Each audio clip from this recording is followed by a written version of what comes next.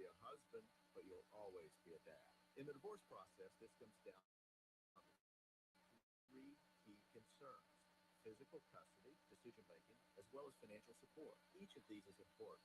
It's important that you choose a lawyer that cares as much about these issues as you do. Office in downtown Wichita. Schedule an appointment with one of Cordell and Cordell's attorneys, a partner men can count on. CordellCordell.com.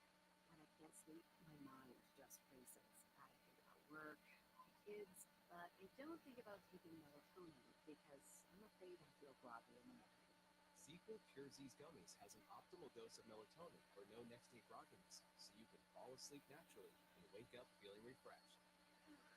ZzzQuil Pure Z's Gummies for better sleep like never before. And try Pure Z Sleep plus next-day energy with melatonin plus extended-release B vitamins. WIDW Topeka FM 104.9.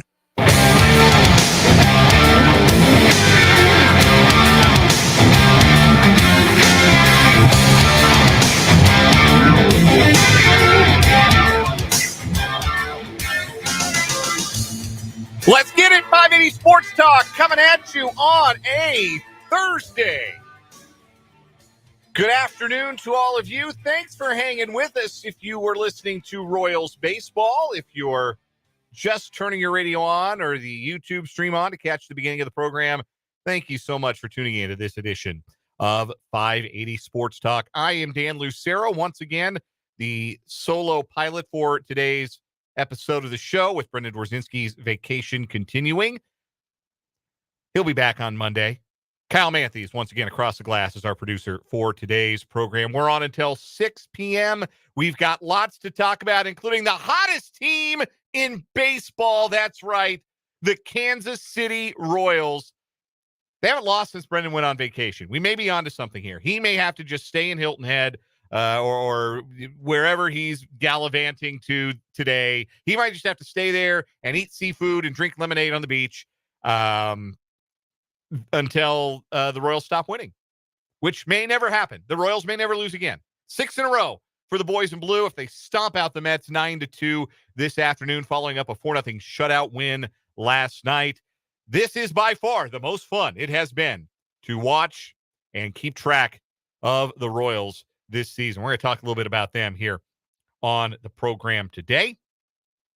Also got plenty to talk about when it comes to conference realignment. The face of college athletics seems poised to change within the next 24 to 36 hours. We'll tell you the latest developments and discuss what the end game is for all of this, because there's an end game at some point, has to be. What does it look like? Does it look like mega conferences? Does it look like football and basketball maybe doing their own thing into the future? Does it end up looking like what we used to have for decades, way before the money got gargantuan in college sports, where you ended up just kind of having scheduling agreements with schools that are close by you geographically? Who knows? But we're going to discuss some possible options for what the end game might be for college sports. That's all coming up in the 4 o'clock hour. Mitch Holthus will join us for the 4th installment of the Training Camp Reports. That's coming up in the 5 o'clock hour. Mitch, the voice of the Chiefs, will join us at 5:25. We're talking about Nick Bolton today, the Chiefs standout linebacker. Adam Azu will hear from Nick Bolton and talk about his impact. We've also got our 5A Sports Talk headlines, another round of What is Wrong with You, and so much more. That's all coming up on today's program. You can get involved with the show today via the text line, 785-272-9429. Want to hear from some Royals fans today on the text line. It's got to feel good. It hasn't really felt good to be a Royals fan this year. Maybe it still doesn't. Maybe you're hand-waving this 6-game winning streak because they're still 35-75. That's fair. But this has been a fun week. A 6-0 homestand. Only the 4th time in franchise history the Royals have ever managed to do that. A perfect homestand of 6 or more games. You can also weigh in on the YouTube comments. Hello to the YouTubers who are watching along so far today. You can join us and watch me say these words that I am saying. See my lips move as I say these words. See which hat and t-shirt I'm wearing today. All that fun stuff. YouTube.com/@sportson580. YouTube.com/@sportson580. Sports on 580 WIBW is the name of our channel. You can subscribe today. Join the 308 others who have subscribed to our YouTube channel to catch all of our live and archived video content. So the Royals are winners. 9-2 this afternoon. The only disappointment from the afternoon is that Jonathan Heasley wasn't able to complete the shutout as he gave up back-to-back hits, including a 2-run home run to Francisco Lindor with 2 out in the ninth. It was very disappointing that Brady Singer didn't get a chance to try and finish things off in the ninth. He was brilliant for 8 innings, holding the Mets to just 3 hits, didn't walk a batter, struck out 4. Nobody hit anything hard. He was 100 pitches in to his afternoon. I really wanted to see him go out for the ninth. And I wonder if he might have gotten the chance if the bottom of the 8th hadn't extended the way it did. Because the bottom of the 8th got kind of lengthy. Royals played it a couple of runs in the bottom of the 8th to widen their lead, 3 runs to be exact. And there was a challenge in there, and then there was a pitching change in there. The Mets put in a position player, Danny Mendick, to pitch. And I wonder if that inning hadn't persisted as long, if maybe Brady Singer would have gotten a chance to be the first Royal since, anyone know? Since Glenn Sparkman, the immortal Sparkman himself, to pitch a complete game shutout. I really wanted that for Brady. I thought he deserved the opportunity. I kind of understand, as long as that bottom of the 8th ran, why they didn't put him back out there. But alas. Really nice outing for Brady, though. Full command of all 3 of his pitches. The changeup is back. That's what's been the most interesting development for me for Singer over the course of his last 4 starts, is that he's back throwing that changeup and throwing it effectively and using that as the both literal and figurative change of pace to keep batters off the fastball and the slider a little bit. Over his last 4 starts, he has thrown his changeup more often as a percent of his total pitches. He has thrown his changeup more often in his last 4 starts than he had in any start since April. The changeup, and I know I always hate saying this. I hate saying, like, I know from experience. Like me pitching in high school and briefly in college is in any way comparable to Brady Singer's major league career or even his college career as a Golden Spikes Award winner at Florida. It's not. But I did play the game a little bit, and I feel like I have a little bit of sway to be able to say I know that the changeup is a feel pitch. It's a pitch that you have to be totally confident in to be able to locate it where you want. Otherwise, because a changeup mislocated, a changeup that hangs out over the plate is a batting practice fastball. And you don't want to throw a lot of those to major league hitters if you can avoid it. So unless you've got feel for that pitch and you can spot it where you want to against lefties and against righties, you're better off not throwing it. And for a while, Brady Singer wasn't throwing that pitch. So clearly didn't have the feel for it. Clearly he's found the feel for it. I think it's made his other pitches play up. He's starting to locate on the inner half to left-handers with the fastball and with the slider, starting to get some more punch-outs in recent starts. Only had 4 today, but he still dominated with only 4 strikeouts today. A lot of ground balls. I think he retired the last 17 he faced. Just outstanding stuff from Brady Singer, and it's good to see him starting to turn that corner after what was a really disappointing start to this season. You go back to April and how rough things were for Singer in April and May after he had his spring training kind of interrupted, truncated by his participation in the World Baseball Classic. I think we're starting to see Brady find a groove again, and that is certainly a welcome sight for the Royals. And coming on the heels of really wrapping up a homestand where the starting pitching was outstanding. The starting pitching in this 6-game winning streak, this 6-game homestand, the ERA for the starting pitchers was, I believe, 1.75. I'm going to double back and check that number, but I believe that's what the number was for Royals starting pitchers in this homestand. 1.75 for the starters. That was their ERA. 7 earned runs in 36 innings. So the starters are averaging 6 innings a start over the course of this winning streak, and they've been lights out. They've been terrific. Cole Reagan's awesome last night. I ran this by our guy Fulton Caster from Mic'd Up because Fulton watches more Royals baseball than anybody maybe alive. Certainly more than anybody I know. Because I watched the game last night, and it was the first time I had a chance to see Reagan's pitch. I didn't see his debut with the Royals. That was on the day of the Shrine Bowl, I think. I was traveling, and I didn't get to see Reagan's pitch. So last night was the first time I got to really watch Cole Reagan's throw, and a comparison jumped into my mind. And I ran it by Fulton, and I feel a lot better because Fulton kind of validated this. But there's a little Danny Duffy to Cole Reagan's. Mid-90s to upper 90s fastball that he locates up in the zone and mixes in the slider and the cutter. For Duffy, it was just the slider.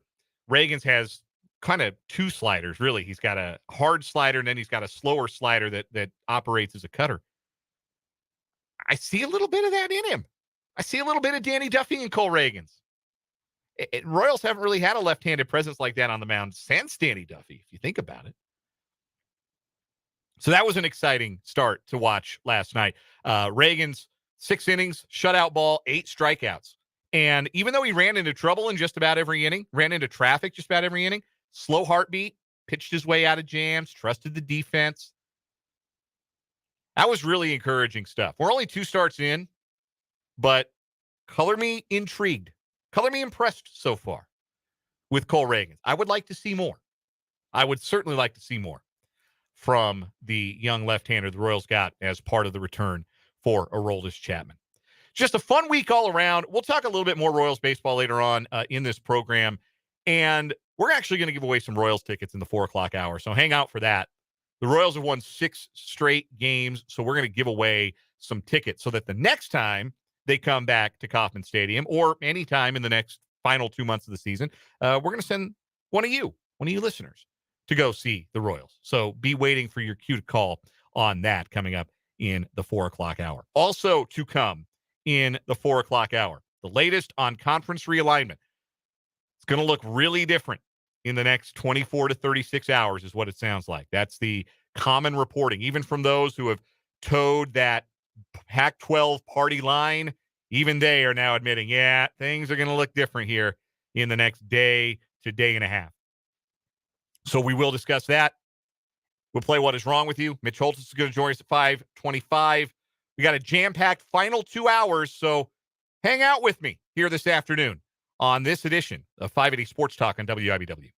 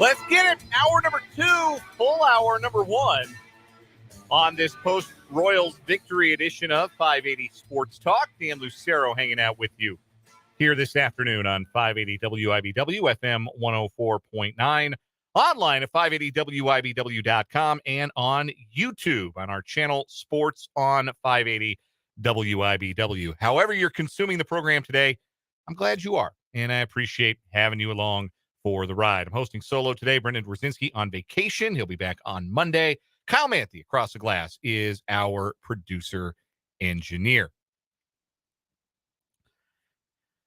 Lots to get to this hour. We're going to have another round of What Is Wrong With You, of course, coming up in about 20 minutes or so. And we're going to talk more conference realignment because there's more happening.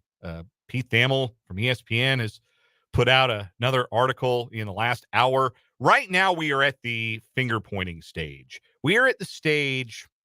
Does anybody remember the Dr. Seuss book, The Butter Battle Book? Does anybody remember that one?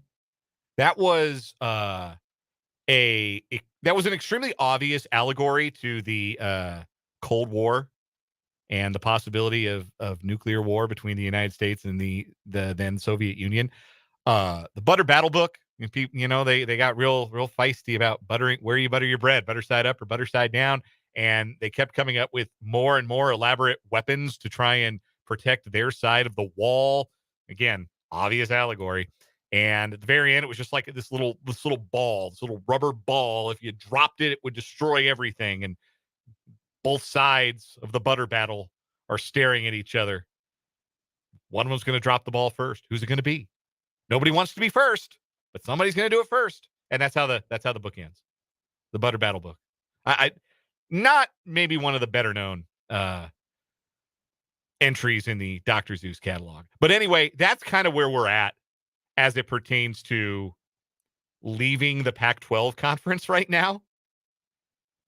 Somebody's going to drop their little orb of atomic death and end the conference.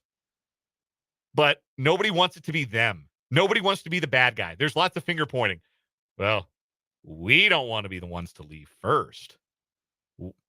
Oregon, Washington, and the Four Corner schools are all playing a game of chicken.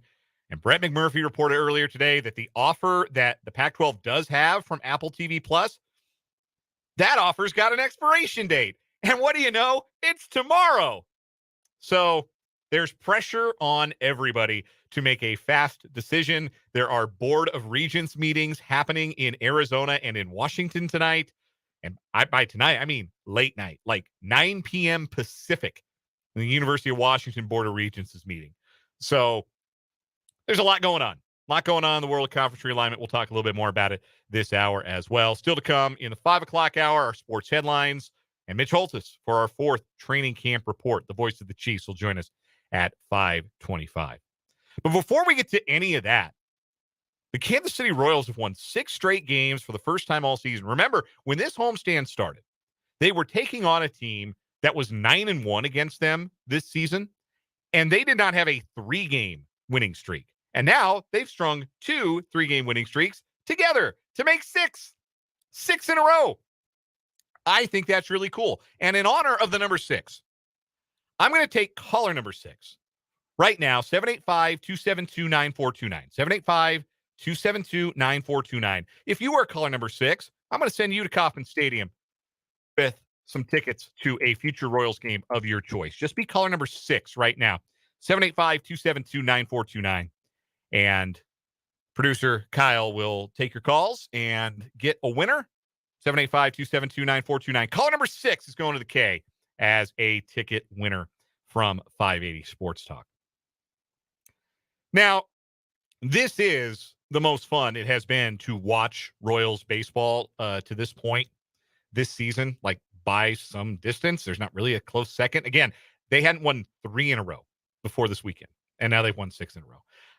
Personally, for myself, like the baseball I watch for work is this, right? This Royals baseball. And then the baseball I watch, like, because I am invested in care about the wins and the losses, that's my beloved Colorado Rockies. They stink too. Like the worst teams in baseball, they're the A's, right? And then there's the 50 feet of crap that have buried the poor A's. And then there's the Royals, and then there's the Rockies, the third worst team in baseball. That is most of the baseball that I have consumed this year. And as somebody who loves baseball, that's rough. That's two teams that have not been a very easy watch.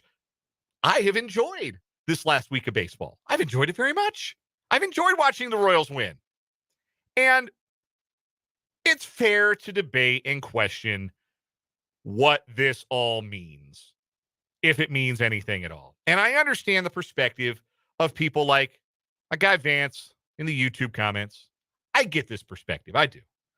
He says, I'll be honest, I still can't get that excited about much of anything the Royals do this season. And I understand that because all this 6-game winning streak has done is put the Royals on pace now to win 51 games, which would still be, by some distance, the worst season in Royals franchise history. Previous worst, 56 and 106. They're still on pace to be the worst Royals team ever. That's all this 6-game winning streak has done, is take them out of range, at least in terms of how they are pacing, of being the worst team of all time. So I get it. I totally understand if that's your perspective on the matter. If this 6-game winning streak in August against a Twins team that's kind of a middling team, even though they're a first place team right now, and a Mets team that gave away everybody at the trade deadline and had some big going through the motions energy this week. There was a lot of Cancun on 3 energy from the Mets this week. I get if your perspective on that is, hey, I don't know. I don't care. I'm not impressed. I got to see more. All it is it's put lipstick on a pig. However you want to put it, I understand. I would counter with this.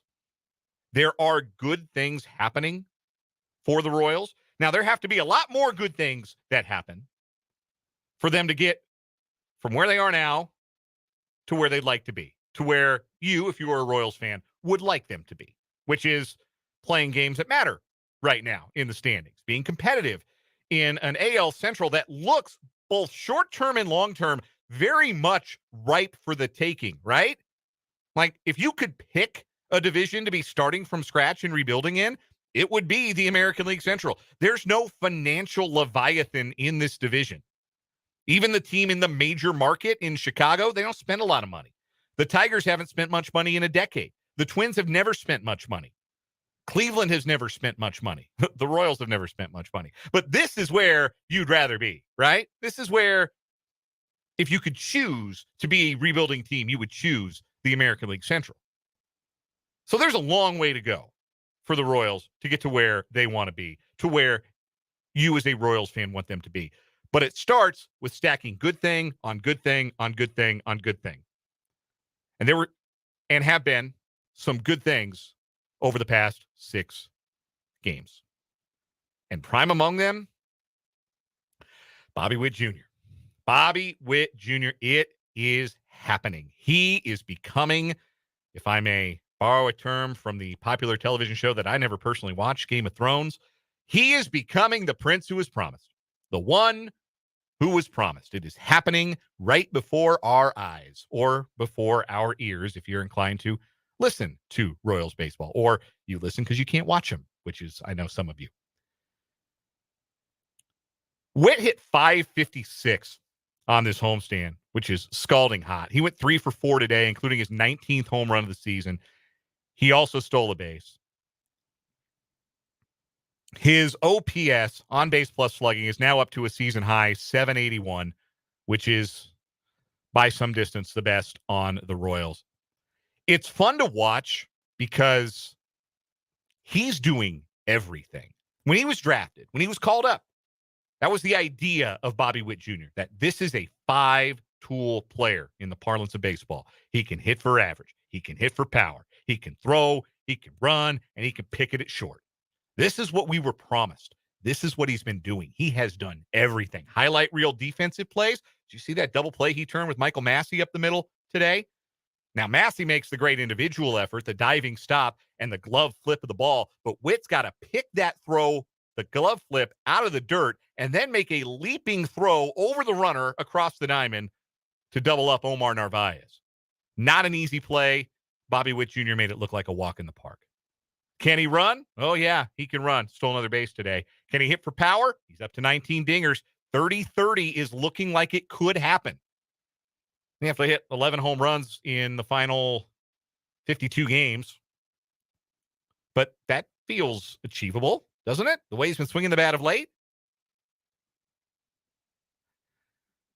This is a player becoming, I don't want to say yet the fully realized version of himself, but we're starting to see what that looks like. Is he a perfect player? No. As we've talked about, he's probably never going to walk enough to really have elite on base percentages unless he also hits like 320, 330. Although, speaking of other things that he did do today, he did draw a walk as well. So he is not a perfect player. But this has been the best stretch of play in his young career, by far. This has been really, really fun to watch. And it hasn't just been this past 6 games, though he was scalding hot this week at the K.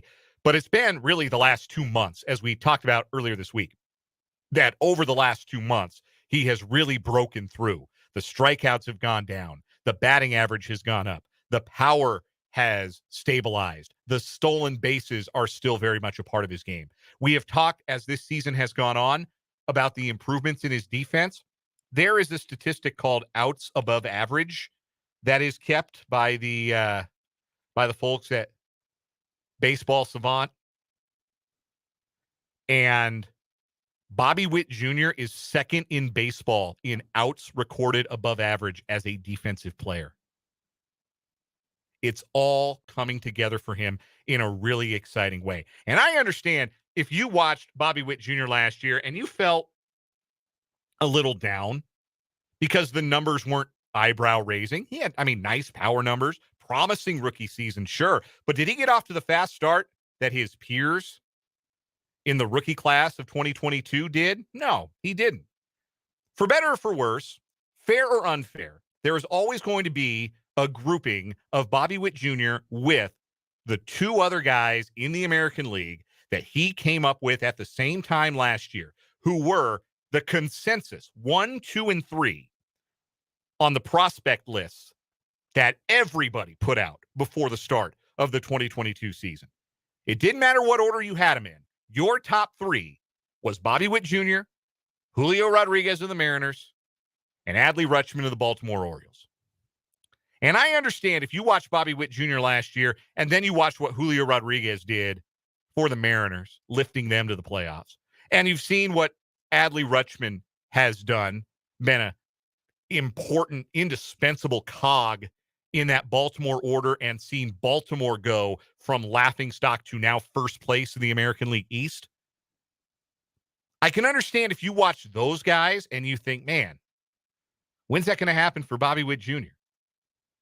And on a team level, when are we going to see Bobby Witt Jr. in the playoffs? Because we've already seen Julio there, and we're going to see Adley Rutschman there this year. We're not going to see Bobby Witt Jr. in the playoffs this year, and I wouldn't bet on it next year either. It's fair to be disappointed in that. But as an individual player, as the star you can build around, Bobby Witt Jr. is becoming that guy. When it comes to the wins above replacement calculation or WAR that Fangraphs does, Fangraphs WAR. Do you know who's been the more valuable player this year between Rutschman, Rodriguez, and Witt? I'll give you a hint. It's the one of the 3 that wasn't an all-star. It's Bobby Witt Jr. He's been more valuable than those guys this year. He is becoming, right in front of us, the franchise shortstop that we were promised. And he's doing it every which way. He's putting every single one of his prodigious tools on display and starting to do it on a game-in, game-out basis. You do it for a week like Bobby Witt Jr. has. That's fun. but there are a lot of guys who had a hot week. This is 2 months now, 2 months and change now of sustained excellence from Bobby Witt Jr. This is a season now. You don't even have to establish an arbitrary cutoff the start of the month of June when you're talking about his defense. He is one of the most improved defensive players. I got to imagine maybe the most improved defensive player in all of baseball. That's huge for a shortstop in particular. To go from, boy, can he stick it short, to he's there for the next decade.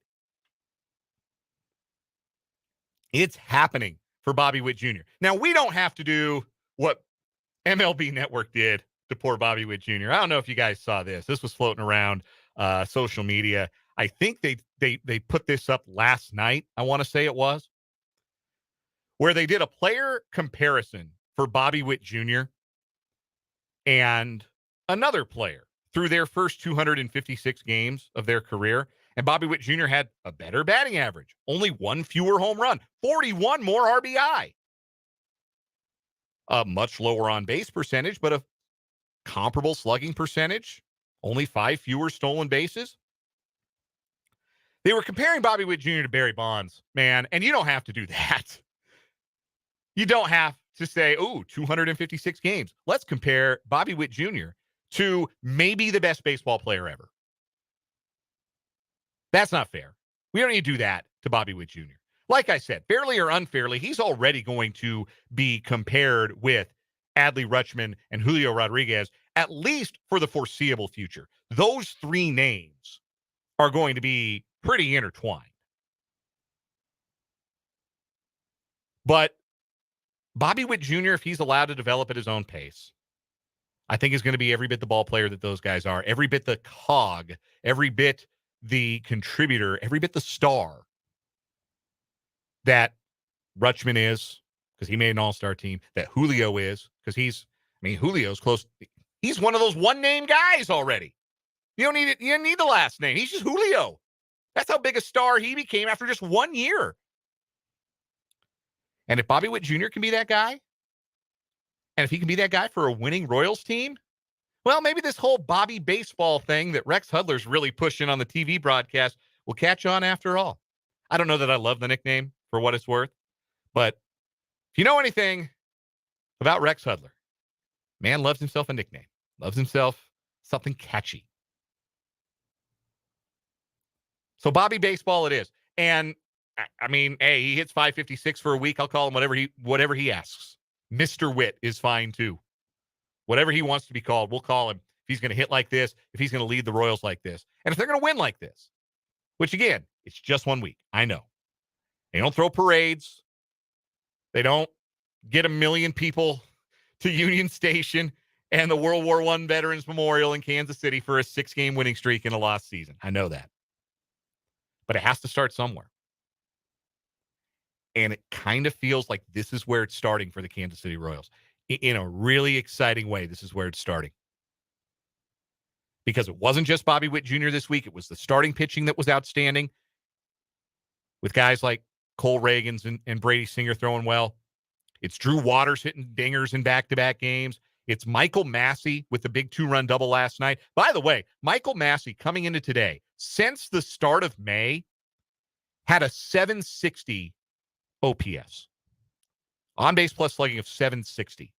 Bobby Witt Jr. entered today with an OPS on the season of 766. So I say that to say Michael Massey has been hitting about like Bobby Witt Jr. has been hitting all season since the start of May. Now, there's that old saying about you only get one chance to make a first impression. Michael Massey could not have made a worse impression with his April performance this year. But since then, a second baseman with a good glove and some pop, that'll play.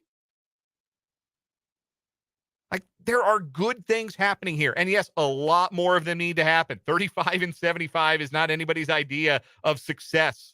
This is not, I am not standing in front of a Royals mission accomplished banner, nor am I encouraging JJ Piccolo or Matt Quatrero to do the same. The mission is not accomplished. But it has to start somewhere. Sounds like this is where it's starting. It feels like this is where it's starting. The vibes are good around the Royals for the first time all year. And we'll see if it continues. They go to Philadelphia next. then 4 against Boston. We'll see if they can keep the winning ways going on the road. If they do, Bobby Witt Jr. is going to be in the middle of it. He is becoming the prince who was promised, the one who was promised, the shortstop, the star that was promised. It's happening. The caterpillar's growing wings, becoming a beautiful butterfly right in front of our eyes, guys. And maybe you can't get excited about 35 and 75, and I don't blame you for that, but get excited about Bobby Witt Jr. This is real. We're going to take a break here on 580 Sports Talk. When we come back, we got another round. 2 news stories competing on What Is Wrong With You, brought to you by Top City Metal Supply. We'll see if I can say Boulevard correctly for the second straight day. Good start there. That's coming up on 580 Sports Talk.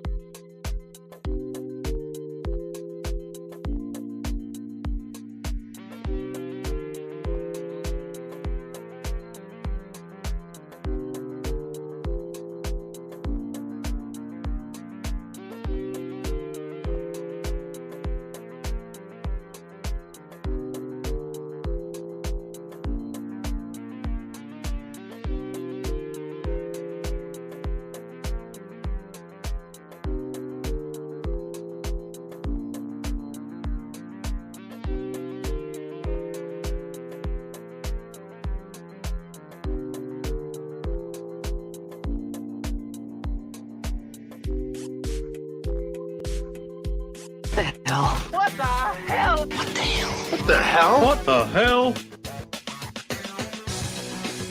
It is that time for What Is Wrong With You. In a little bit, we're going to discuss the latest conference realignment news.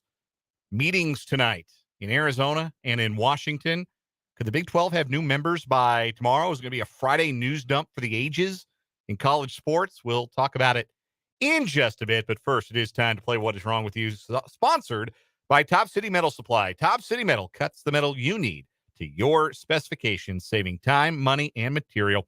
Never settle when it comes to metal. Top City Metal Supply on South Topeka Boulevard, halfway between Frito-Lay and Forbes Field. They said he couldn't do it, but I have said the word boulevard correctly twice. 2 days in a row, only 54 more to catch Joe DiMaggio. Kyle Manthe, our producer today, is going to join us for What Is Wrong With You. We'll see if we can dethrone our current weekly champion, the oblivious boyfriend, the gentleman from San Antonio who was asked by his girlfriend to meet him at a gas station, whereupon he was shot at by a couple of men with guns. He avoided being shot, but then agreed to meet his girlfriend 4 hours later at her house, where he was shot. Again, the oblivious boyfriend. The woman putting a hit on her boyfriend, very obviously, is not the what is wrong with you here. The gentleman who had the hit put on him by his girlfriend and chose to think, that was weird. Yeah, sure. I'll go over to her house at 3 a.m. That seems fine.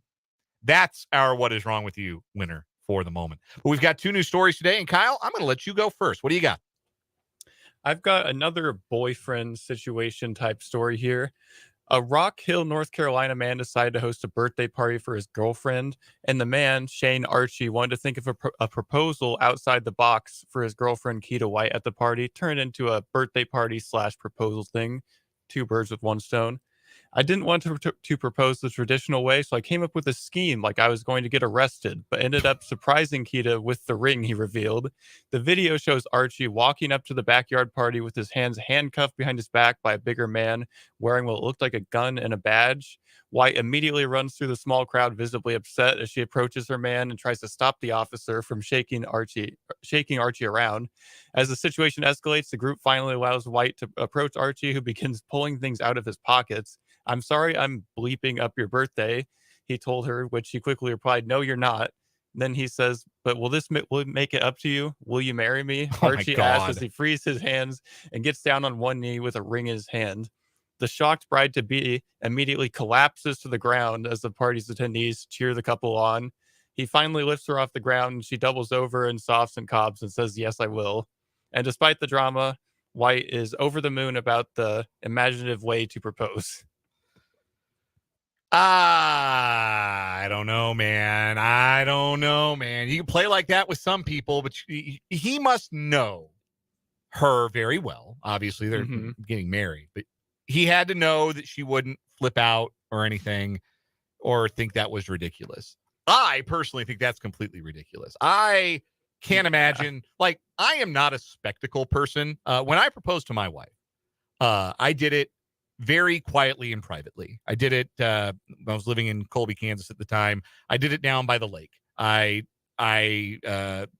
took her down by the lake to like go for a walk, and then very privately proposed to her. She said yes, and it was great. It was one top moments of my life. But I can't imagine making other people a part of that. Certainly not the police. Yeah.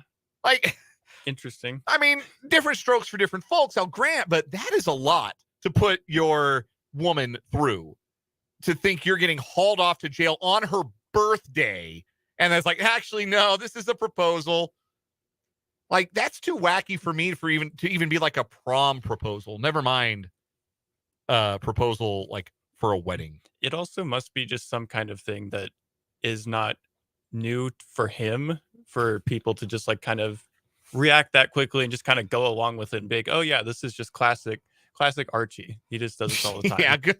Old Archie getting hauled off again. I'm gonna have to pay his bail after I get done eating birthday cake. Yeah, that's a wild story. We in North Carolina?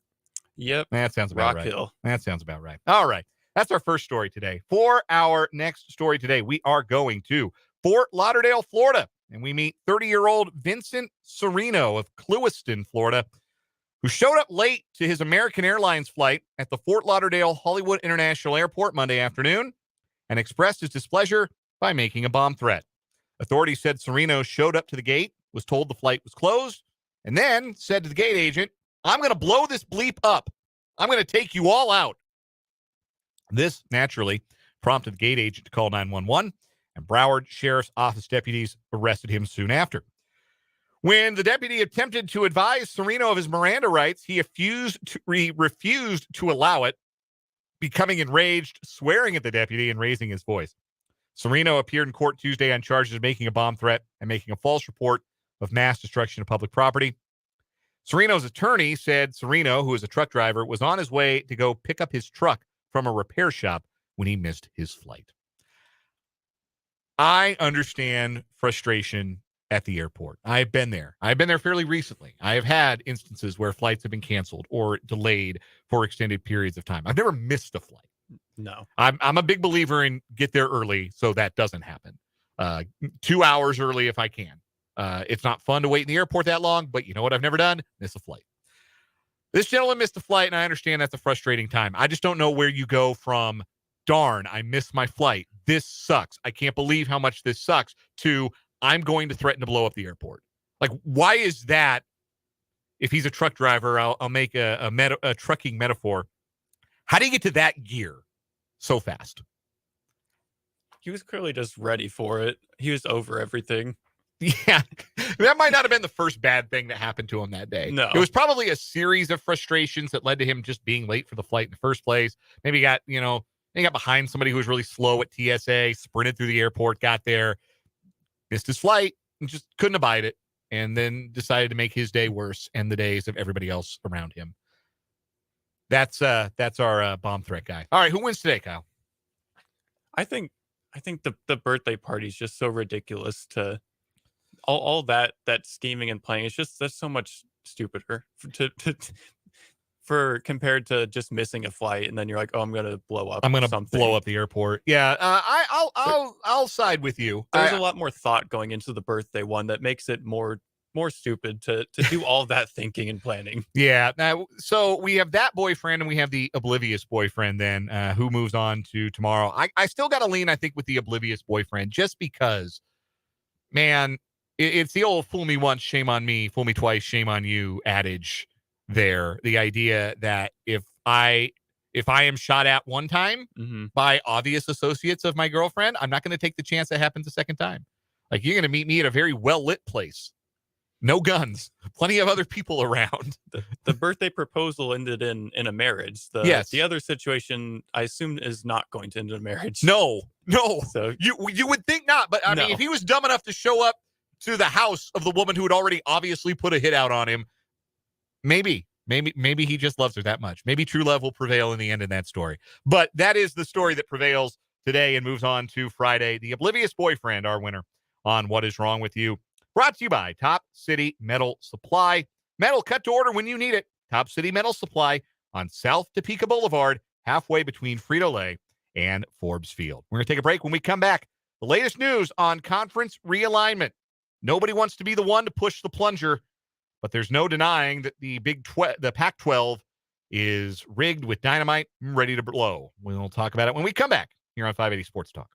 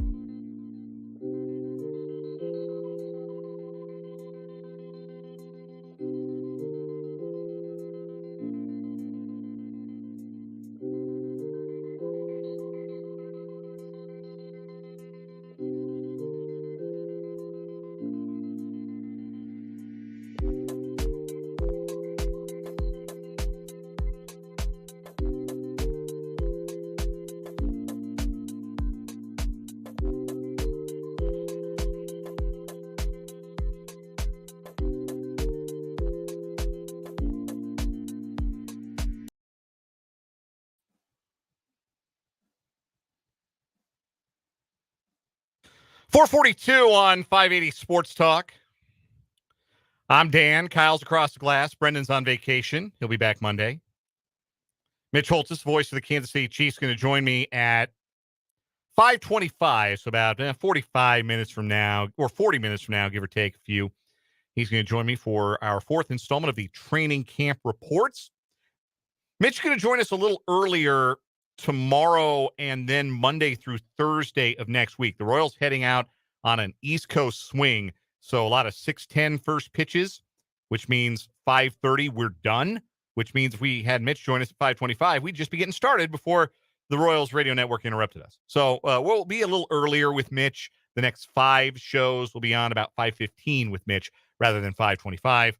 Plan accordingly, because I know how many of you enjoy hearing our training camp reports with Mitch, which are, of course, brought to you by Azure Credit Union and Hy-Vee. What do we know today about conference realignment? This is what we know concretely. We know that the Big Ten has given their commissioner, Tony Petitti, the permission to explore expansion possibilities. We know that the University of Arizona Board of Regents has a meeting tonight. And we know that 2.5 hours after that, the University of Washington has a Board of Regents meeting scheduled. Theirs is at 9 p.m. Pacific time. And so that's 11 p.m. Central Time. So it could be a late night in the world of the conference realignment. They're going to be pulling some all-nighters, the Pete Thamels, Brett McMurphys, Pat Fordeys of the world. Going to be pulling some all-nighters, waiting for news and waiting for what, if anything, comes out of that Washington Board of Regents meeting. But where it sounds like we are right now today is in a situation where nobody is satisfied with what the Pac-12 has presented as its media rights deal, which is the deal that is primarily streaming, with Apple TV Plus, the primary partner, with a dollar figure that's in the low $20 million a year, and the possibility of increase given a certain benchmark or certain benchmarks in terms of subscriber numbers. Remember, the reason that the Pac-12 presidents and athletic directors might not be super keen on this is because this is exactly where they were when Larry Scott rolled out the Pac-12 network. When Larry Scott said, yeah, it'll be X up front, but you could make more. You could make so much more given how number of households and subscriber figures and all that good stuff. And then they never got anywhere close, those schools, to the subscriber numbers they thought they were going to get, the viewership numbers, and most importantly, never got close to the revenues that were projected. They were on the low end of the low end of revenue projections. And that is understandable that Pac-12 university presidents and ADs may feel like, well, that's probably where we'll end up again with this Apple TV Plus deal, which apparently, according to Brett McMurphy, that offer will self-destruct in 24 hours. Brett McMurphy tweeted this earlier today. Apple's primary media rights deal with Pac-12 expires at end of week. Proposal is in low 20 million figure per school annually, but can fluctuate increase based on membership size and subscription incentives. One school, at least, was okay with this. According to Brandon Marcello of 24/7 Sports, who's done a lot of really good reporting on this. He tweeted earlier today, tenor changed Wednesday at Arizona State in a matter of 4 hours. Arizona State president, that's Michael Crow, was content with the Apple deal. By 2 p.m., talk changed, and a board meeting was being discussed for Thursday. The undercurrent steering ships. The board wants Arizona and Arizona State to stick together. Michael Crow's the Arizona State president. He's not particularly good at his job. He is perhaps the biggest reason why Arizona State athletics are kind of stuck in a perpetual state of mediocrity.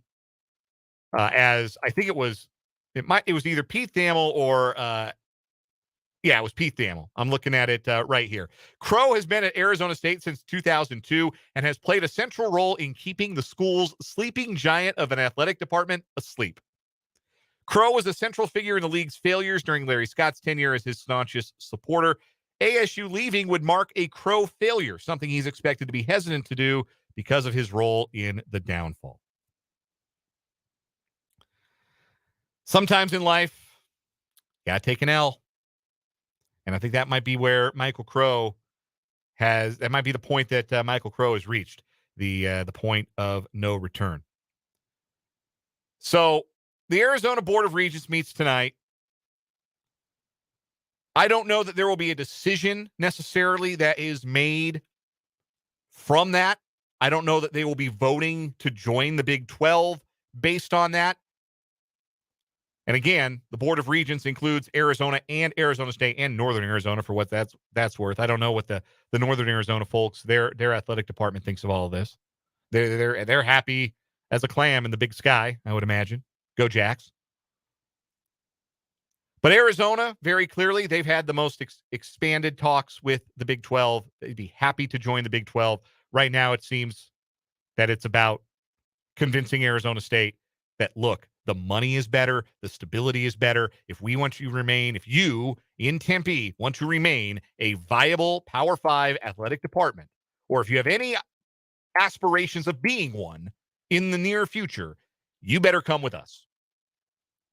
Because at the same time this is all happening, there is expansion being discussed in the Big Ten. Pete Thamel reported that earlier today and wrote this: a deal is uncertain. There's a political thicket. There's that TH I was looking for. A thicket within the potential additions because the moves don't offer the current Big Ten schools any additional money.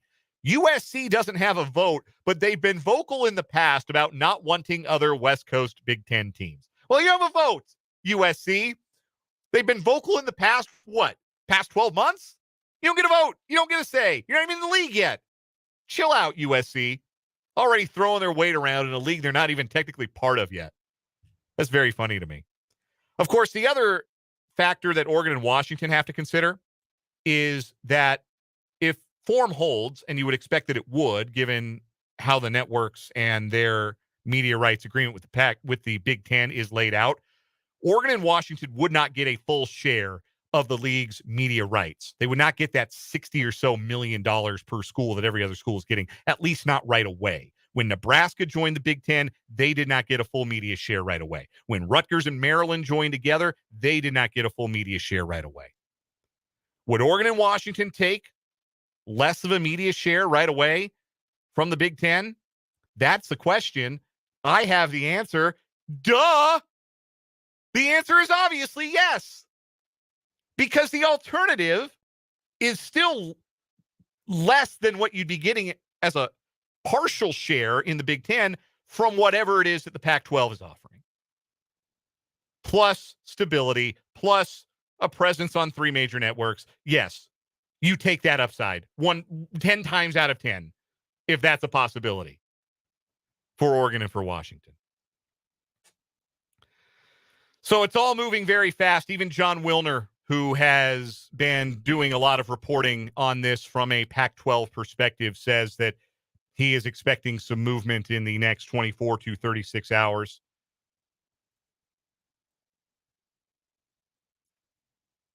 And so things could look very different by the time I turn on the microphone at 3 o'clock tomorrow, or by the time I turn it off at 5:30 tomorrow.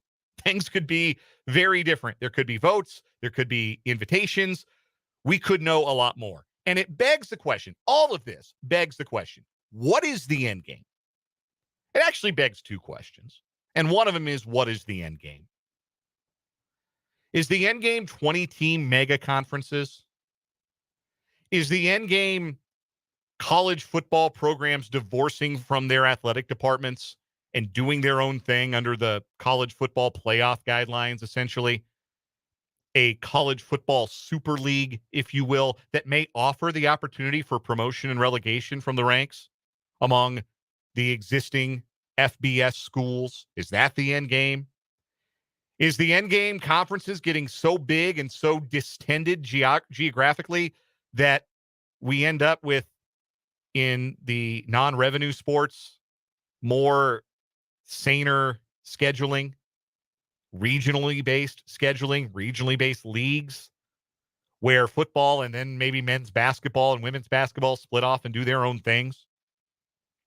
That's the first question, is what is the end game here? Where does this all go? How secure do you feel if you're a member of the SEC, if you're a member of the Big Ten, you're the member of even the Big 12, but you're not somebody who historically carries your weight in football?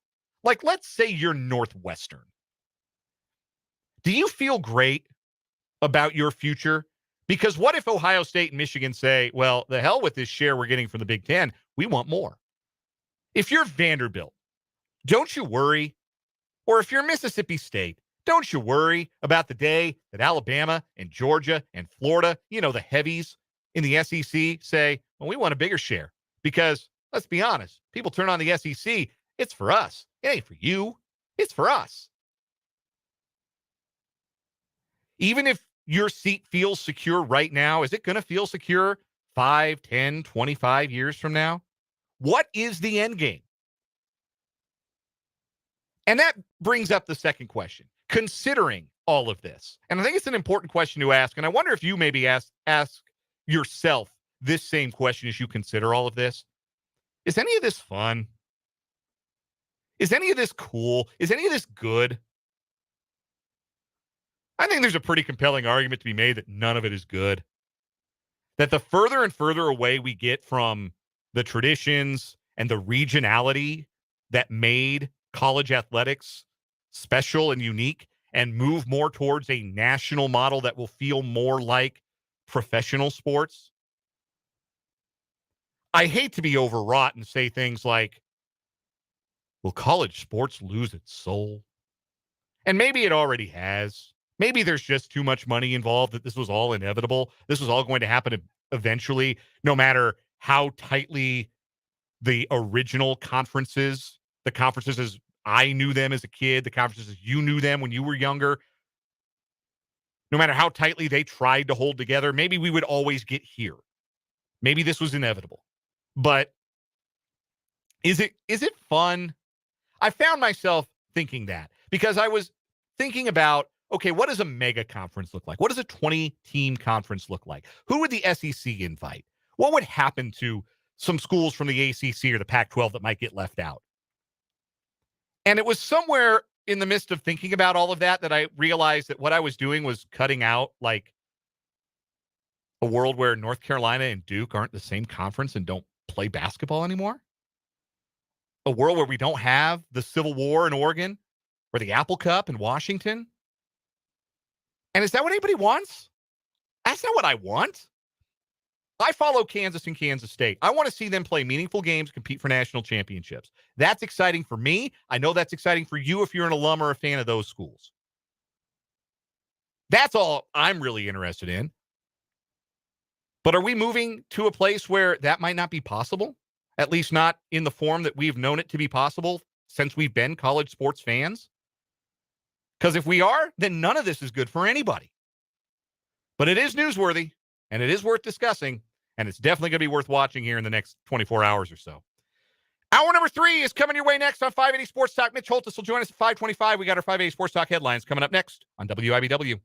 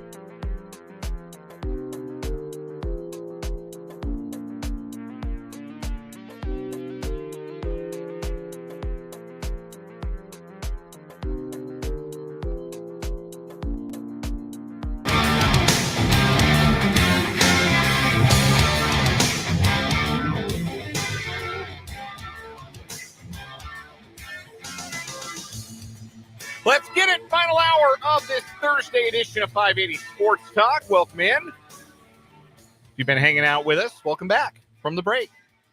I needed it. Refilled my water. I'm Dan Lucero. I'm hosting solo today, as I have throughout the week, and will again tomorrow for one more day. Brendan Dworzinski will return from vacation and be back on Monday. Kyle Manthe has been doing an admirable job across the glass as our producer throughout the week. Whether you're listening on 580 WIBW, FM 104.9, online at 580WIBW.com, or watching on the YouTube stream, hi guys and gals, at youtube.com/@sportson580. Search for Sports on 580 WIBW. That's our channel's name. Subscribe. You can watch us live. You can watch us plausibly live. You can jump into the video now and say you want to hear what I had to say at the top of the show about 6 straight wins for the Royals. You can rewind and you can watch from the beginning, catch up whenever you want to catch up. And of course, you can watch the archived versions of the shows as well. Again, that is Sports on 580 WIBW, the name of the channel to search for on YouTube. If you would like to listen to past episodes of the program, you like the show, but you don't like looking at my face, frankly, I would understand. You don't like looking at my or Brendan's face. That's totally okay. My wife likes my face. That's good enough for me. You can go to 580WIBW.com and you can hover over the podcast tab at the top of the page. Click on 580 Sports Talk, and that'll take you to hour-by-hour breakdowns of every day of the program. And you can listen back to old interviews, old What Is Wrong With Yous, whatever you like. That's 580WIBW.com. Mitch Holthus, voice of the Kansas City Chiefs, is going to join us in a little under 20 minutes from now. We'll get our 4th training camp report from Mitch. Going to talk about Nick Bolton today. The on-ball linebacker. Is there a more underrated position in football now than the on-ball linebacker, or at least underappreciated position in football? The Chiefs have one of the best in Nick Bolton. We'll hear what he had to tell Mitch, and we'll get Mitch's thoughts on Nick Bolton, some other Chiefs-related topics. On the training camp report, brought to you by Hy-Vee and by Azure Credit Union. That's coming up in about 15 minutes or so. But first, we start this 5 o'clock hour as we start every 5 o'clock hour here on the program, and that is with our 580 Sports Talk headlines. We will start the headlines where we started the show today. The Kansas City Royals are baseball's hottest team. They have won 6 games in a row. Their longest winning streak of the season rolls on as they defeated the New York Mets 9-2 this afternoon at Kauffman Stadium to wrap up a 3-game sweep. You heard it right here on 580 WIBW. That's why we were on a little late today. Though I have to confess, when they rolled through 5 innings in an hour, or 6 innings in an hour and 20 minutes, I thought I might have to do a full show. I was prepared to do 2.5 hours, and I was a little worried I might have to come up with a whole other hour of program, or half hour at least, of programming, as that game was speeding to a conclusion. But Royals added some runs late, and that slowed the game down sufficiently. 9-2 the final. Brady Singer, the winning pitcher. He goes to 7-8 on the year. 8 shutout frames for Singer, allowed just 3 hits, didn't walk a batter, and fanned 4. Bobby Witt Jr. hit his 19th home run. Drew Waters hit his 7th, a 3-run shot late in the game to break it open. And the Royals improved to 35-75 with the win before they head to Philadelphia to begin a 7-game East Coast road trip. 3 in Philadelphia and then 4 in Boston, which is weird. I don't think there are a lot of 4-game interleague series on the docket for most teams. This is a strange week coming up for the Royals where they will play 4 in Boston. Then they will play 2 against the Cardinals Friday and Saturday, and then will not play on Sunday.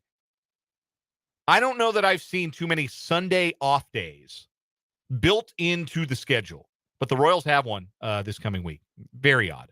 Anyway, that's keeping you abreast with what the Royals have been up to. Winning. They may never lose again. They're the hottest team in baseball. 6 wins in a row for the boys in blue. Other headlines. You know who else was in action today?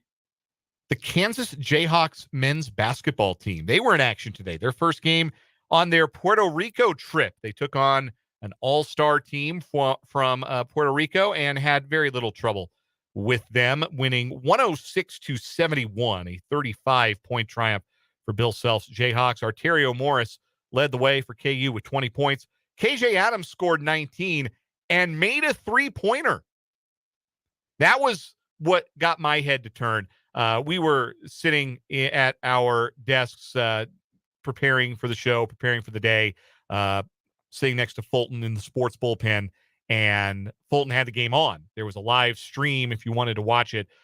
Video quality was fine. There was no score bug or anything like that. Brian Haney doing play-by-play if you're into that kind of thing for the Jayhawks. You could find it on their website. They had a live stream. I know there was some concern that they might not, but they did. And you had Haney on the call. It felt like old times. Felt like November.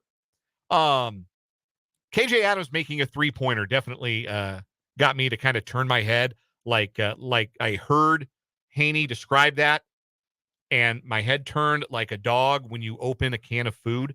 Like, I gave it one of those. KJ Adams did what? Were they up against a shot clock? Did he like have to fling it granny style from his knees? Like, well, what happened here? No, KJ Adams working on the long ball, and he hit a corner three early in the game. Hunter Dickinson had a slow start. I think he missed 4 of his first 5 shots, but ended up with 13 points in that winning effort for Kansas. Off the court, Kansas scored a victory last night. They received a commitment from a standout from Australia. Johnny Furphy is reclassifying for this season, has committed to Kansas. He is on campus. He will enroll for the 2023-24 season, and he will be a Kansas Jayhawk. 6'7", 180-pound forward.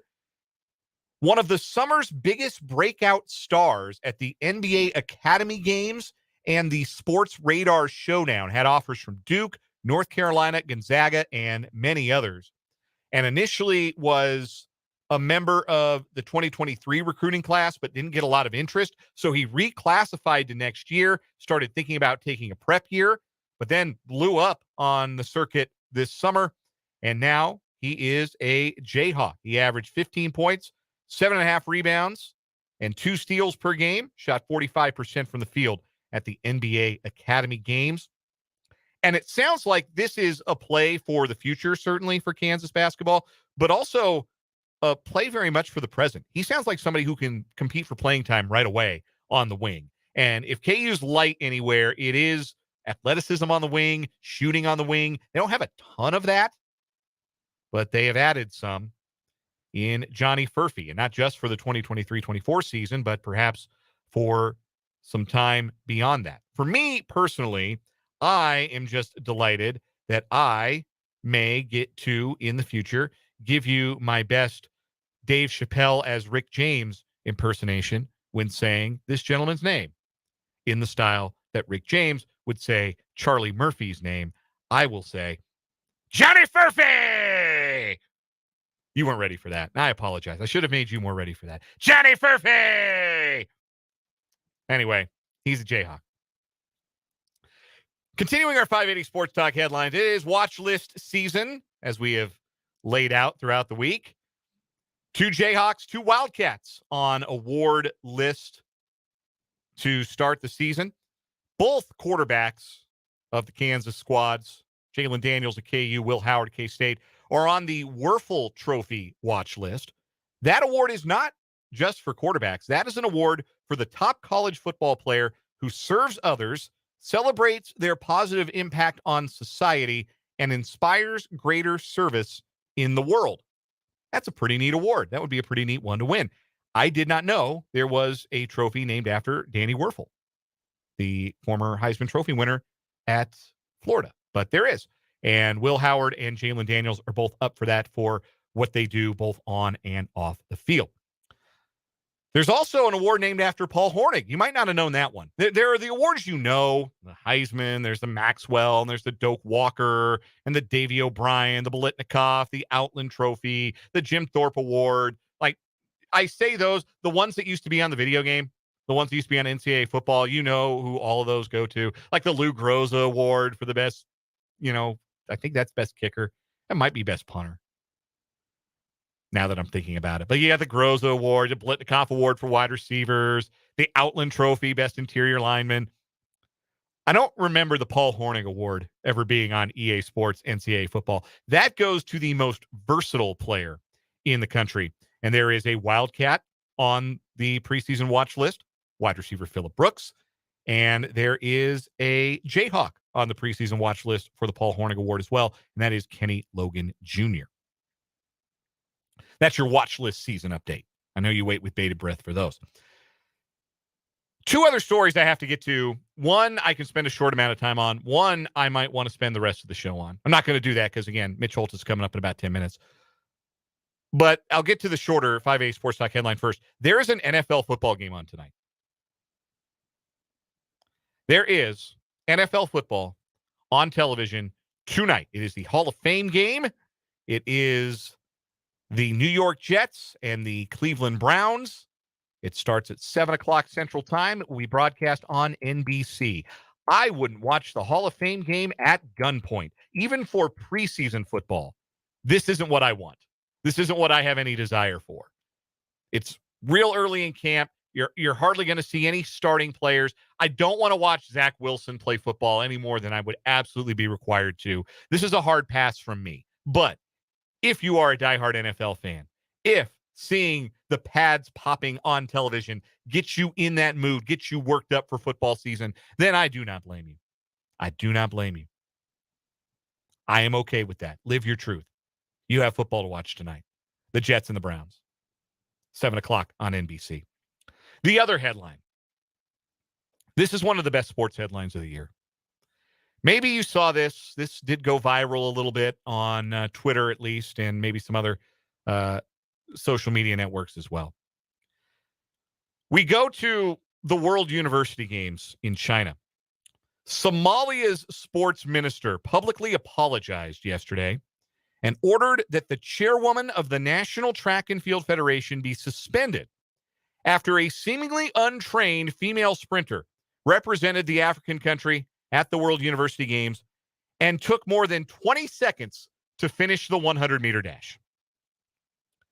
Mohammed Bare Mohammed is the Minister of Youth and Sports in Somalia, and he says his ministry did not know how 20-year-old Nasra Abukar Ali was selected to compete in the 100 meters at the Student Games in Chengdu on Tuesday. The ministry separately released a statement directing the Somalia Olympic Committee to suspend National Athletics Federation Chairwoman Khadija Aden Dahir amid allegations that Nasra Abukar was a relative of hers and was given the chance to compete at the games because of that. Somalia's university union said it had not sent any runners to China as part of an official Somali team. So let me get this straight. Somalia sends some athletes to the World University Games, but they don't have a sprinter. That's okay. Sometimes, smaller countries, less developed countries don't have athletes in every sport. Like we see it at the Olympics, right? Sometimes countries send like 5 or 6 athletes. It happens. Somalia didn't have a sprinter.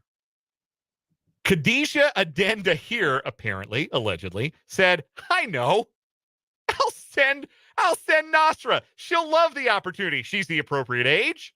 She gets to go to China. Probably got a sick, athletes village, good buffet, get to see some sights. We'll just send her. It'll be fine. No one will even notice. And then she ran a 20-second 100-meter dash. If you haven't seen the video, I implore you to find the video. I implore you. Because in her heat, I think the winning time is like 11.5. And it is readily apparent. It's not like, she comes out of the blocks flying and then slows down or trips and stumbles. No, she's just out there getting her steps in on the Fitbit, man. Just regular, sub-regular speed. When she crosses the finish line, and God bless the broadcast for going back to the finish line, because the athletes are already on their cool down by the time Nasra crosses the finish line. She does this little hop skip as she crosses the finish line. You know how it goes. If you've just put in a long run or gotten some exercise, maybe for the first time in a while, and you do a little hop at the end, whoo, man, that wore me out. Yeah, she hit that. She hit one of those after 100 meters. She said, whoo, man, that was a lot. A 20-second 100-meter dash. I am, and truthfully never was a great, athlete. I played baseball, but I was a baseball player. I wasn't really an athlete. I cannot run fast or far or jump very high. I'm not very tall. I'm not a great athlete. I feel fairly confident I could break 20 seconds in the 100-meter dash. I think I could probably make that happen. I would maybe need a wheelchair to get back to the starting line. I might wear myself out, but I think I could do it in under 20. She went out there and did it in 20 seconds, and it embarrassed Somalia's sports minister so much that they're going to suspend the chairwoman of the National Track and Field Federation. I can't say anything funnier than the video itself is, so I am imploring all of you. If you're watching on YouTube, open another YouTube window and find the video. If you're not watching on YouTube, Google it. Look for it on your phone. Not while you're driving, at an appropriate time. Trust me on this. It is one of the best sports clips of the entire year. And it gives truth to the idea that many have had that the best way to really appreciate how great Olympic-level athletes are is to have just a regular person compete in the athletics at the same time. To have a regular Joe run the 100-meter dash. Well, we got that. A regular Jane, I suppose, running the 100 meters next to some Olympic-class athletes, and it looked like you'd think it would. And it is hilarious, and I cannot recommend it highly enough. Embarrassment, egg on the faces of the Somalia sports minister. That's going to do it for our 580 Sports Talk headlines. We are going to take a break. On the other side, we are going to talk to Mitch Holthus, the voice of the Kansas City Chiefs, and we're going to talk about number 32 in the middle of the Chiefs defense, Nick Bolton, as our training camp reports continue with installment number 4. That's coming your way next here on 580 Sports Talk.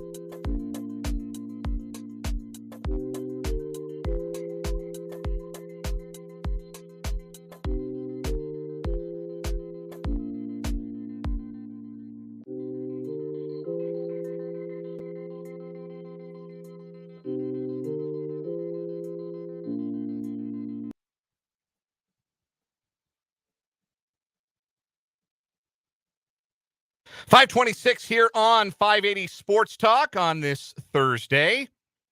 It is day number 4 of our training camp reports with Mitch Holthus, the voice of the Kansas City Chiefs. Mitch's reports are brought to you by Hy-Vee and by Azura Credit Union. Ask Haven Byrne, Crystal Rippey, or Melissa Hunter about using the Credit Union Advantage for your home loan.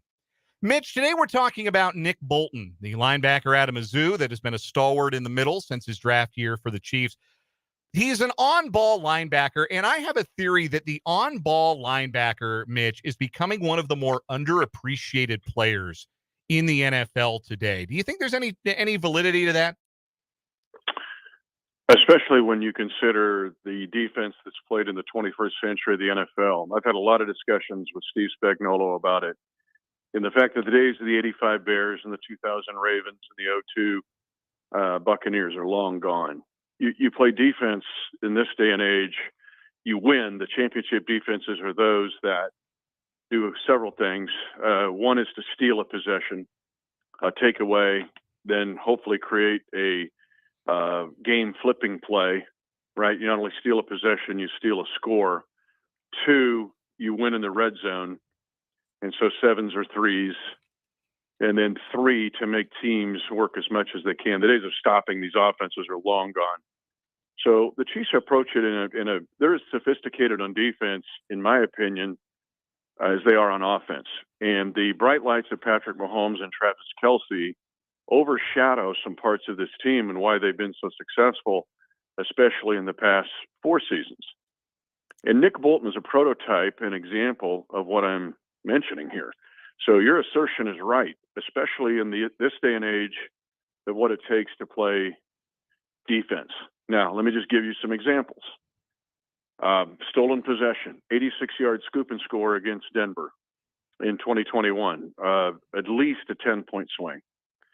And the most underrated big play of Super Bowl 57, for the life of me, I have no idea why people don't talk about it more, was basically the drop ball fumble by Jalen Hurts that ends up being a scoop and score for Nick Bolton. Because of Jalen Hurts' statistics in the game, people just gloss over that play, and it's an enormous play. But that's what Nick Bolton does. People forget he's only 4 tackles short of Foye Oluokun of being the leading tackler last year in the National Football League. Secondly, he defended over 700 pass snaps last year. No linebacker in the league defended more in the passing game than Nick Bolton. Because of all these sophisticated defenses Spags like to roll out there and all these crazy combinations of, I don't know, it's a dime with 3 safeties and 3 corners, 4 corners and 2 safeties, or even there's times they have 4 safeties on the field, or these nickel combinations of 5 defensive backs. The one constant is Nick Bolton, Nick Bolton, Nick Bolton, and Nick Bolton. He is the nucleus of the defensive atom with all these protons and neutrons flying around him. But Nick is in the middle and the force in the middle, and he's way underrated in his impact for this team and in this league. As he enters year 3 of his career, and he's been a starter his first 2 years, how does his leadership and mentorship role grow, you think, with this group particularly? Excellent question. But it was really part of his acumen that the potting soil was at Mizzou. And actually, I went back. It's really further than that. He was this way when he was at Frisco, Texas, at Lone Star for the Lone Star Fighting Rangers. In that he's naturally built for that role. One is understanding of defense, and then 2, just his level of play and what he can do.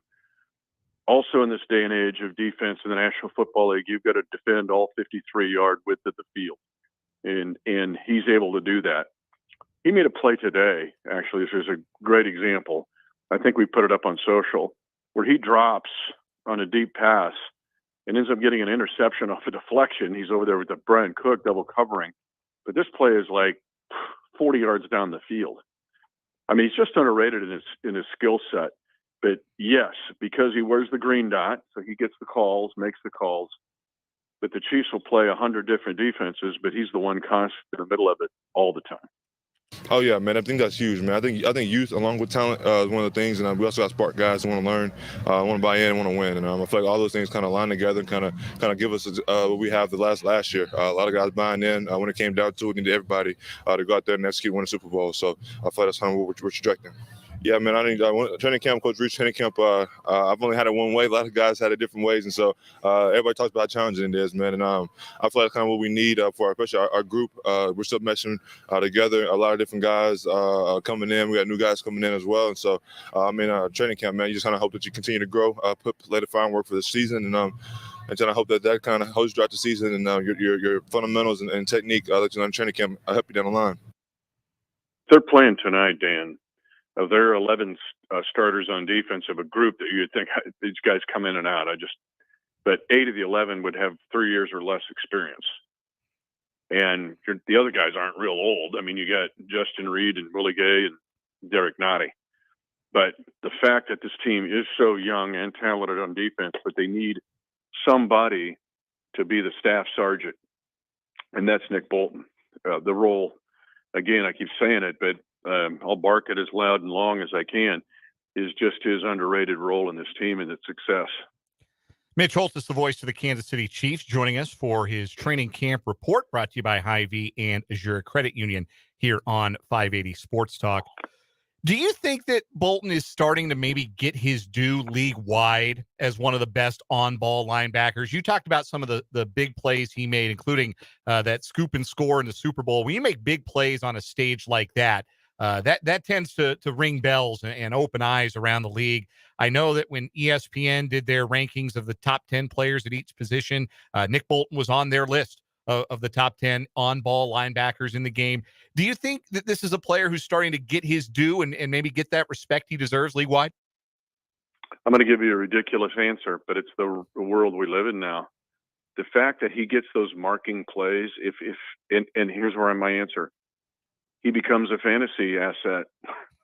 Nick Bolton becomes a fantasy asset. You get a scoop and score. It's the leagues, different fantasy leagues use what? Different, picks, sacks. Maybe if they use tackles, then he gets people fantasy points. It's unfortunate, but that's the way people are kind of respecting players now. And I think this year then is a breakthrough year or potential breakthrough year for Nick from at least a standpoint of attention. Because, yes, what happened in Super Bowl 57, and then they start to look at hmy God, he led the NFL or led the AFC. I'm sorry, he was just 4 behind Aluakon, but Aluakon played the later game that day. I really think that if Nick plays the later game than Aluakon, he ends up being Nick's the tackle leader. But just Nick's ability to make marks. It's not just running around making tackles 8 yards down the field or something. So I think, yes, I think he's on the cusp of getting the respect he deserves. But still, again, the impact that he makes on this defense, it still won't be enough recognition for him because his impact is that big. Bolton's part of a linebacker group that includes, of course, Willie Gay, Leo Chanel back for his second season as well. Drew Tranquill brought in as a free agent, former Los Angeles Charger. Is this as versatile a linebacker group as the Chiefs have had in recent memory? Yes, and they will have difficult cuts to make. I'm going to tell you, Jack Cochran, the undrafted free agent from the University of South Dakota, who last year was a special teams ace, makes key blocks at key times. Kadarius Toney punt return. He shows up on the Sky Moore punt return. He's actually improved big time. Cole Christensen, if you've got West Point fans out there, he was Captain America at West Point. He's having an outstanding camp. They get an undrafted free agent out of Indiana named Cam Jones, who looks like he should have been a mid-round draft pick. That's your linebacking core. Top to bottom, side to side, this is the best linebacking core this team has had since kind of the old days. But I'd only see him keeping no more than 5, maybe 6 if you've got the special teams 4-core demon that you can use. But it's a really good room right now, and they're showing up every day in this camp. How does Bolton compare athletically, maybe play style? Obviously, the game evolves so much. And so, as you talked about, do the responsibilities of a player in Bolton's role. But how does he compare to some of those great linebackers the Chiefs have had Even just in the past 20 years or so, some of the guys that have roamed the middle of that defense and been real defensive anchors. Is there a guy or two that maybe he compares to, you see a little bit of in his play? I'm going to give you a couple that are non-Chiefs and then one Chief. And this, I want people to kind of just bear with me here. Because of his size, stature, and ability, he reminds me of a throwback a little bit to a Sam Mills, who played, remember, for the Saints and guy. the Panthers. A little guy that just made 1,000 tackles and made plays. Yeah. Or a London Fletcher, right? D3 guy that, but for a Chief, and I don't want to get too far out over my skis here, but this is a Willie Lanier-ish kind of presence. And I know Willie Lanier is in the Pro Football Hall of Fame, and he was way ahead of his time on one of the more amazing defenses in NFL history that doesn't get credit. But still, stature, ability, impact, again, from all three levels of the defense and side to side and all the quadrants of the field. That's what Nick is ascending to. And he's trending more that way than the other way. I mean, and again, people just don't talk about him very much and should. Mitch Holthus is the voice of the Kansas City Chiefs, joining us for our training camp reports, brought to you by Hy-Vee and Azure Credit Union. One more for you, Mitch, regarding Bolton. As he enters year 3, that's still a young player in this league. He's only 23 years old. Still some room to grow, not just as a leader, not just in that capacity, but as a player as well. What leap could you see him making, given not just what he's shown in his first 2 years, but given the increase of understanding that he has now as the green dot in that Steve Spagnuolo defense? What jump, what leap, in what capacity could you see him being even better in 2023? One involves him and one involves his impact on others. The other would be just a few more of those marker plays. He jumps a slant. The play he made today, which was remarkable for this day and age of a Mike Becker. So, as crazy as it sounds, a few more of those impact marker plays that's probably decided the game. That's one. Two would be just the way he can elevate everybody else. They all now look to him. Okay. The guys up front look back. The guys in the back look front. They're all looking at Nick. So he's got this really talented second year group who's having an awesome camp. They continue to rise. He's got this new rookie group coming in, guys like Nick Jones. We'll talk about them in later discussions, but it's elevating the entire defense. So now Nick is the magnetic force to make this one of the top defenses in the league. And going back to my initial comment, the 21st century way that we're playing defense now. And that doesn't mean necessarily one against the run or one against the pass. The litmus test would be scoring defense. That's what you want to look at. I mean, I can give up 500 yards a game, but if I don't let them score, we'd probably still win if you've got Mahomes at quarterback. But the defenses that are the best in giveaway, takeaway, making the marker play, and scoring defense, if Nick becomes the magnetic force to make this team one of the top 7 or 8 in the league, that might be just enough more ingredients in the mixing bowl to keep this team in the 13-4-ish range, battle for a bye, and try to do this all over again. Mitch Holthus is the voice of the Kansas City Chiefs, and he joins us throughout training camp with our training camp reports. They are brought to you by Hy-Vee and by Azure Credit Union. Ask Haven Byrne, Crystal Rippey, or Melissa Hunter about using the Credit Union Advantage for your home loan. Mitch, who will we be talking about tomorrow? I actually got Brett Veach away from the herd right now. He's like me. I'm waiting for Chris Jones. It's like waiting for my homecoming date. He said, "Yeah, I'll go with you, but I'll come to your place." And you just look out the window for hours, right? Yeah. And you're still waiting. But I got him to talk about really one of the interesting parts of this team to this point, and that is these undrafted free agents who could have an impact on this team that fans really either don't know a lot about or know little about. But I get Brett to talk about that. I mean, kind of how do they sift through to find these nuggets that they find. And we get into that tomorrow. And then next week, the thesis point will be those second-year players, because that group is, again, all moving forward in the right direction, all of them. And other than Najee Johnson, who I feel heartsick about his ACL. But I get a chance to we'll talk with Veach, and he just kind of jumps in there of what they did to find some of these guys that, to me, I don't know why they weren't drafted. Looking forward to it very much. Thank you so much, Mitch. We'll talk to you tomorrow. Yes, sir. Thank you. That is Mitch Holthus, the voice of the Kansas City Chiefs. Love those training camp reports. Can't wait to hear from Brett Veach tomorrow. We're going to take a break, come back, and get down the home stretch of this Thursday edition of 580 Sports Talk after this here on 580 WIBW.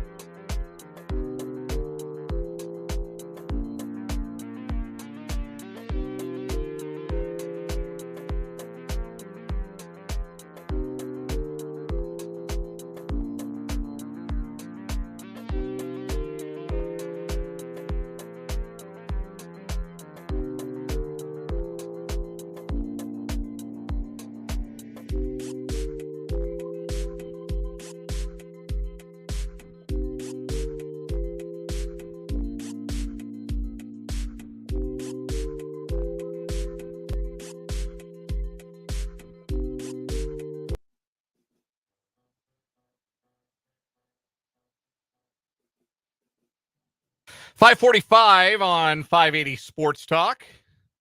Dan Lucero with you. Brendan Dworzinski on vacation. Back Monday. Kyle Manthe across the glass. Wrapping up at 6 tonight. Tomorrow we'll be off at 5:30. Get out of the way for Royals baseball. Royals out east, so we've got a few short shows coming up. Just a half hour shorter. We'll be off the air at 5:30 on Friday before the series opener in Philadelphia. And we'll be off, I believe, at 5:30 Monday through Thursday next week with the Royals playing a 4-game set at Fenway Park in Boston.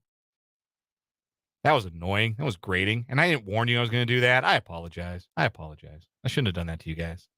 That's my mistake. I'll be better. I will be better moving forward and not subject you to my terrible Boston accent. But with that time change, with us being done at 5:30, that means you'll hear from Mitch Holthus, voice of the Chiefs, a little bit earlier the next few days. He'll join us at 5:15 rather than 5:25, so we can have more time with Mitch and our training camp reports. We thank him, as always, for joining us today. Some news and notes that I think are worth getting into here in the short time we have left. Jason Scheer, Wildcat Authority, was on with 365 Sports and their podcast, their live show today. 365 Sports. Those are the Baylor guys, the guys out of Waco. And Jason Scheer spoke with them earlier today. Again, he has been the most tied in and the most often correct when it comes to the state of things with the Pac-12 and where the winds of change might be blowing there. And Jason Scheer laid it out to the folks at 365 Sports that Arizona is all in to join the Big 12. All in are his words.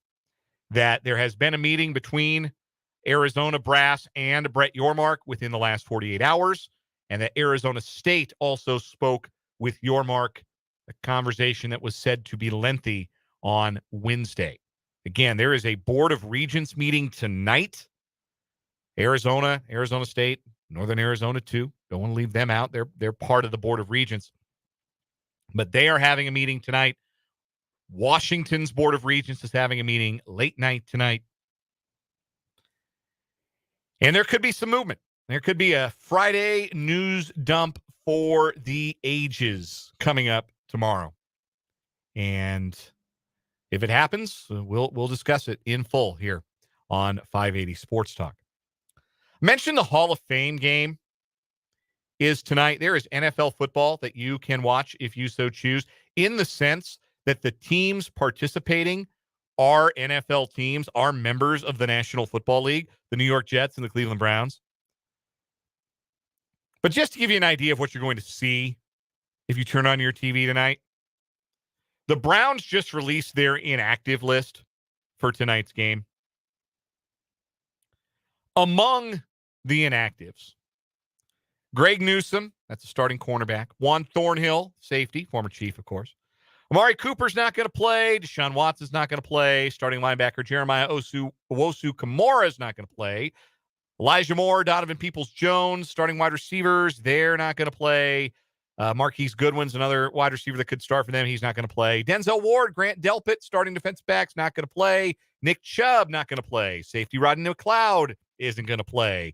Sione Takitaki, starting linebacker, he's not going to play. Starting center Ethan Posich is not going to play. Starting tackles Jack Conklin and Jedrick Willis, not going to play. Starting guards Joel Bitonio and Wyatt Teller, not going to play. Starting tight end David Njoku, he's out. The starting defensive line, the whole starting defensive line, Myles Garrett, Zarius Smith, Dalvin Tomlinson, Tristan Hill, not going to play. So the guys suiting up for the Browns tonight are not names you are probably going to need to remember. It will be a cool moment for them and their friends and relatives to get to see them play in what is ostensibly an NFL game. But I don't know, man, if you're psyched on watching a bunch of future personal trainers and high school football coaches go through a game tonight, the Hall of Fame game, be my guest. I'm not here to yuck anyone's yum, but it's not for me. I am not going to put that on the screen tonight. I am certainly not going to subject my wife to that tonight. We'll find something on the DVR. I'm sure we will. We're almost done with The Bear. We have 4 episodes left of The Bear. Any of y'all watching that? I know the second season is over and it got great reviews, and my wife and I are a little late to the party after probably a month solid of my parents telling me every time I spoke to them, "Are you guys watching The Bear? You should watch The Bear." We finally gave in and we watched The Bear, and it's good. It's great, actually. I'm really, really enjoying it. It's every bit as good as everybody says it is. It's a critically acclaimed program. You can stream it, I believe, on Hulu and only Hulu. It's one of those FX shows. And yeah, watch The Bear. And maybe that's what I'll do tonight. Brett McMurphy earlier today. One last bit of realignment scuttlebutt here. Big Ten just trying to figure out financials at this point on Oregon and Washington. Big 12 sources said there is no more research or information needed on Oregon and Washington. We have everything we need. These schools serious about sports? Yep. Are they respectable academic institutions? Yep. Will people watch them play football? Yep. Is the league they're in about to crumble in the next 24 hours? Probably. Yeah, that's all the information they need. And like I said, there's some hedging going on. People saying, well, Oregon and Washington, they wouldn't get a full payout. They wouldn't be fully paid out on the TV deal. Maybe the networks would be hesitant to give them a full share. They wouldn't get the full share right away. Nebraska didn't. Maryland and Rutgers didn't. Will Oregon and Washington be okay with that? Yes. Yes, of course they will be okay with that, because the alternative is join the Mountain West. That's the alternative at this point. I take no joy in that, but that's real. So, yeah, that would be wild. Like, I think we all sort of expect. I am on the side. It is more likely than not that there is an announcement tomorrow about new schools joining the Big 12 Conference. I firmly believe that. It might not be more than a 51-49 chance. I think it's probably a little more than that. I might go 60-40 that there is at least a leak about an announcement of new schools joining the Big 12 Conference by this time tomorrow. I'm 60 yes, 40 no on that. But wouldn't it be something if there was also an announcement at the Big 10? Wouldn't it be something? The Friday news dump to end all Friday news dumps. I can promise you this. This is the show you want to be listening to if it all does happen the way that it might, the way that it's being reported it might. You'll want to hang out with us tomorrow. I get me, the royal we, the collective, here on 580 Sports Talk. One last break. The final word is next.